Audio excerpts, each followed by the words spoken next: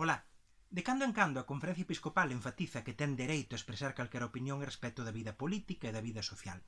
Iso converte ainda máis significativo o seu silencio respecto do autobús do odio que no nome do cristianismo e do catolicismo está a percorrer o Estado español dicindo que hai que dividir a humanidade de forma inamovível en dous grandes grupos, segundo quen nace con pene e quen nace con vulva. Reparemos que non están a utilizar un argumentario que sexa bíblico, relixioso ou teolóxico, nin espiritual, en absoluto. Mais ben o que nos queren dicir é que o desexo humano se pode acceder a él a través dun coñecemento veterinario, non? É, curiosamente, a sociedade laica a que lle retruca que non, que importa a identidade de cada persoa, que importa o desexo de verdade, que importa o dicir singular de cada ser humano. O que está a facer desde o autobús do odio en realidade é levar unha lógica que xa a Igrexa Católica leva tempo desenvolvendo. Por exemplo, respecto do aborto. Reparemos como cando os grupos de mulleres sinalan que importa o desexo, que importa a vontade, que importa a capacidade de acollida a unha nova vida, a Igrexa di que iso non importa en absoluto, que o relevante serían os cromosomas, que o relevante sería que desde o momento en que o esperma se xunta co óvulo habería unha nova vida en potencia, o cal queren presentar como algo científico cando non o é.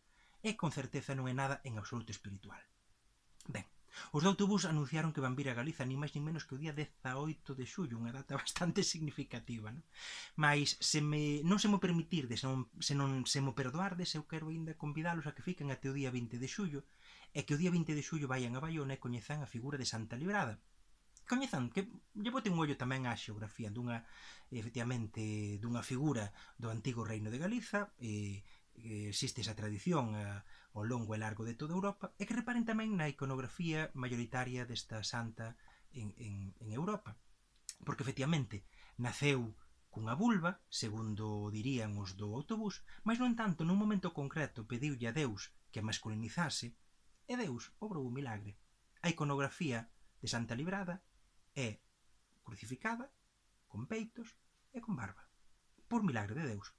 O que coñezan tamén a figura de Santa Uxía, neste caso non nada, senón enterrada no reino de Galiza, segundo contan as lendas, aínda que en realidade máis ben teríamos que chamar Santo Uxío, porque a pesar de que naceu con vulva, como din os do autobús, nun momento concreto, vinculado ao feito de se converter ao cristianismo, pois viste roupaxes masculinas, entra nun convento de homes, chega a ser abade, e o que é máis significativo desde un punto de vista católico, que é que a inmensa maioría dos seus milagres os realiza co nome de Uxío.